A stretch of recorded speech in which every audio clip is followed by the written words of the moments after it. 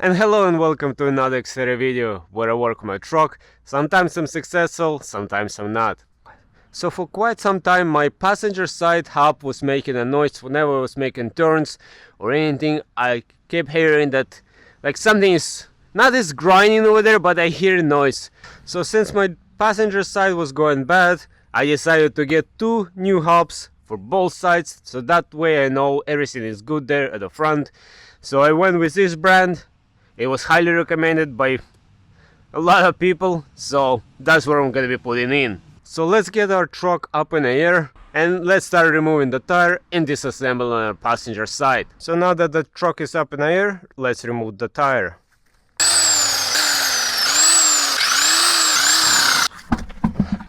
I remove our brake calipers, which have been held by two 19mm bolts on the top and on the bottom. So let's break those loose and set it aside. Alright, one is loose.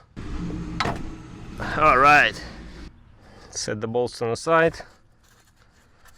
Now I'm gonna slide the whole thing out, and I have a bucket over here. That way I don't have to disassemble this part. We're just gonna simply slide this out and just lay it over here on the bucket. Now let's take out the counter pin. And these pins are not reusable. You need to use a new pin all the time. Now also let's unclip our ABS sensor, and let's unclip our ABS sensor over here. Now let's remove the center hub nut, which is a 32mm.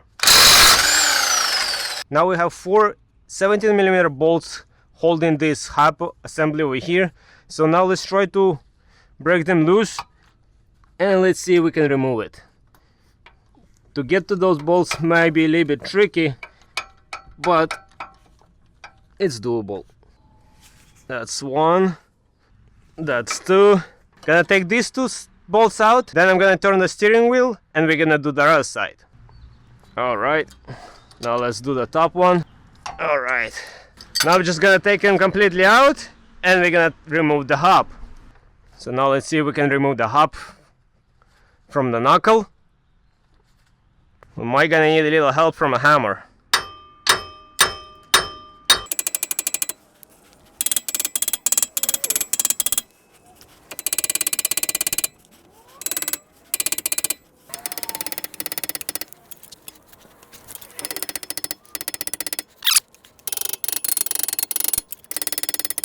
You can see, guys, I'm getting separation over here. I'm just not gonna record the whole process of me banging on it. Once I get this all out, basically what I'm doing, I'm just hammering it on this side, and then with through the dust shield, I'm hammering it on this side as well, like that.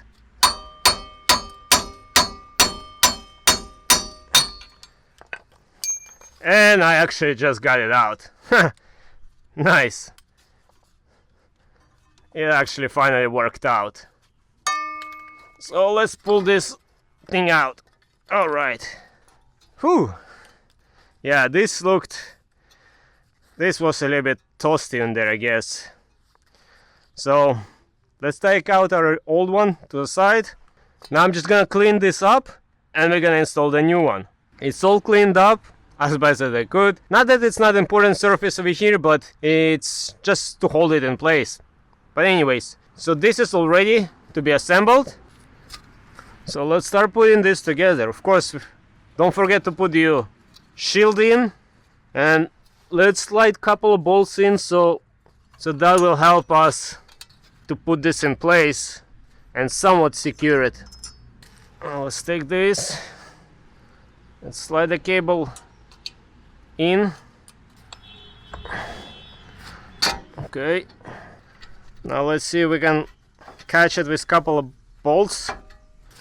The important thing over here is to go straight with everything. Otherwise you might run into some troubles. So take your time, position everything properly and start screwing the bolts in. Now important thing is to start screwing all the bolts by hand to make sure that they go straight. And then you have to just carefully tighten them up in a crisscross pattern. And you can keep an eye on the bolts, how they thread in over here, so you make sure that they all go even. So now we did this one, now we're gonna do the opposite side. Alright, we did this one. Now we're gonna do the opposite side again, and then we're gonna do this side. All the bolts are in, they're not torqued yet. That's what we're gonna get in a minute. So now let's put the ABS sensor cable in place. Alright, so now we're gonna torque all the 4 hub bolts to 44 pounds of torque. And again, we're gonna do it a crisscross pattern. So we're gonna torque this one, then the bottom one, and come back here. And the last one. Alright. So now we're gonna put the brakes back on over here. Just like so. I put 2 bolts in place. Gonna tighten them up. And now again with a 19mm we're gonna torque them to 136 foot-pound of torque. Alright. Alright. Good. Now we're gonna put this in place by hand first. And now we're gonna torque this to 100. And it's easier to do it with the help of a friend. So he's gonna push the brakes. And I'm gonna torque this.